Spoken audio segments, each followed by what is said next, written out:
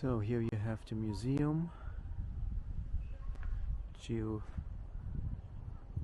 geological museum, and in the background the mountain range that the museum's all about. Parts of that range you can see from here, but not all of it, of course.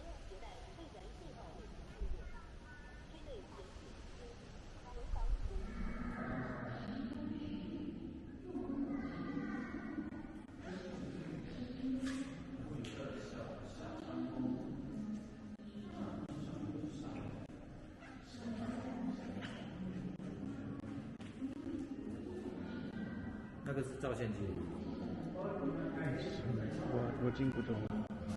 听不懂。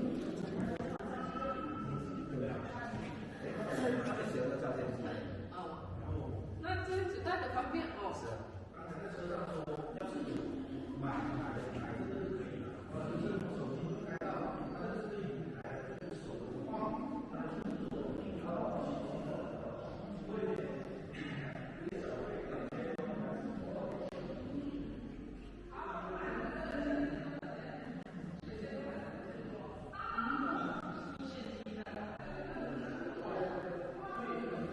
So this is the geographical model of this region here, with the Arhai Lake and the mountainside, and there are obviously 18 streams coming down from this mountain. So all the blue signs you can see here are streams coming down. And as you can see, this is has the status as UNESCO Global Geopark since 2014, and there are many other global geoparks here in China.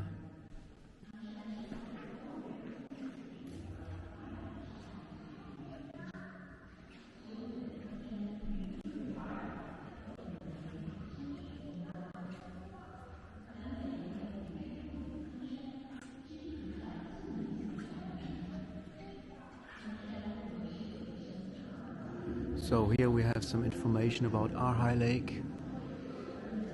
Its total length is about 42 kilometers and a maximum width only 9 kilometers from east to west. Maximum depth is 20 meters and the total surface is 252 square kilometers. That makes it the second largest plateau lake of Yunnan province, and it's called the Highland Pearl. It has several islands. Here you can see several islands.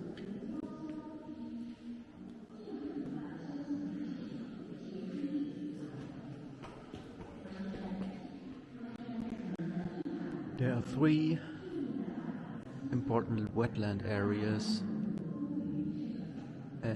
at Arhai Lake with abundant aquatic plants which provide important habitat for different kinds of animals and also serve as water purifier for Arhai Lake. So here's some information about plant life on Mount Kangshan. So we have what they call cultivation area where agriculture is happening, a warm savanna, shrub and grassland. Then we have a semi-humid evergreen broadleaf forest and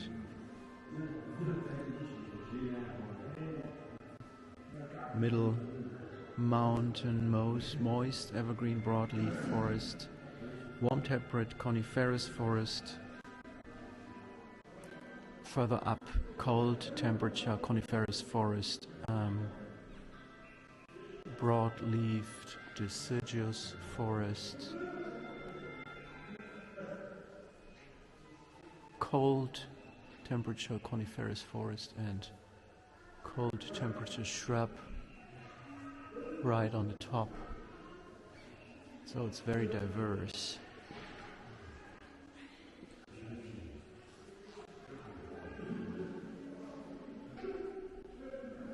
There are several plants under national protection.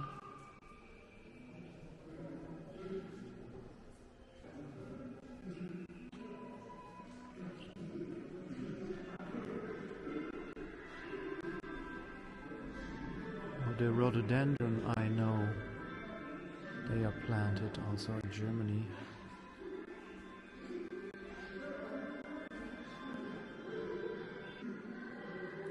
And there are several endemic plants. Here are listed 6 families of plants that are endemic to East Asia and relatively isolated from each other, and so on. They have preserved individuals here of these plant species in containers in this museum.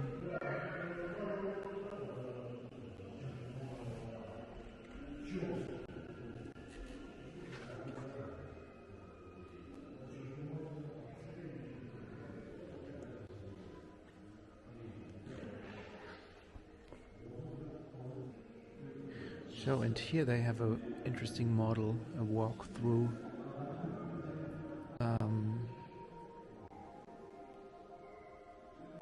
of the ecosystem on Mount Kangsha. So there's one very large mammal.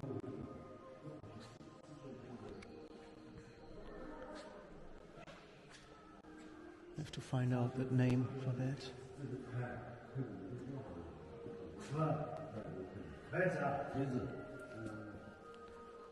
Oh. There's something that looks like a black bear. Also have to look up the name. And there's the small panda. Wow. There's an owl. There's a monkey.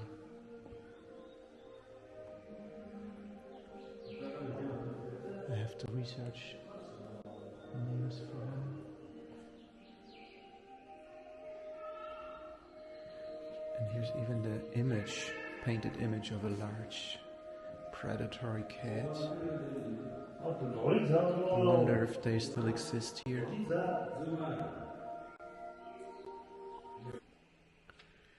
So, here we go. You can see the species and the Latin names of them. Neophalis nebulosa. And here's the bear. It's an actual bear. Actual bear.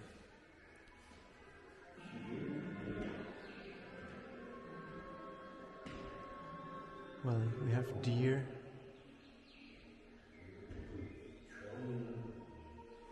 I don't know what's that called. Pangolin, maybe? A very nice colored marten. And obviously we have amphibians and reptiles, snakes.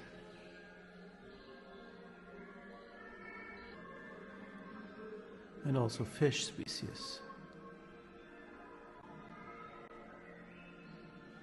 Located in streams and lakes at this mountain. As I mentioned before, there are more than 280 bird species. Oh, this one also exists in Germany, I know them. This common falcon, Tinonculus. And there are parrots and owls. Oh wow, this one I also know from Germany, yeah, the large owl. It's very, very rare and endangered.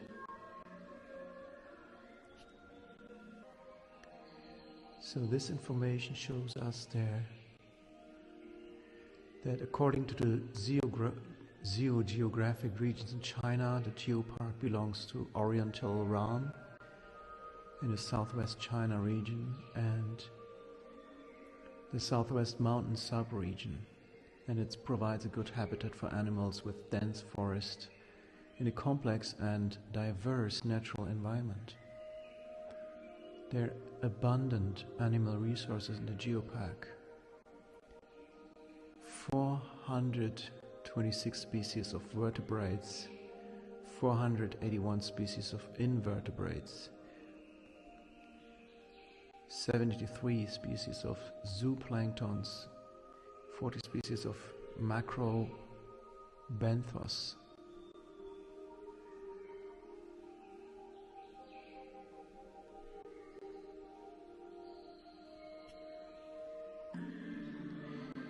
here, by the way, here is the Eurasian hoopoe that I filmed in a recent video, and which is basically extinct in Germany and still quite I can see many of them in the wetland parks here, so they seem to be doing well in this region.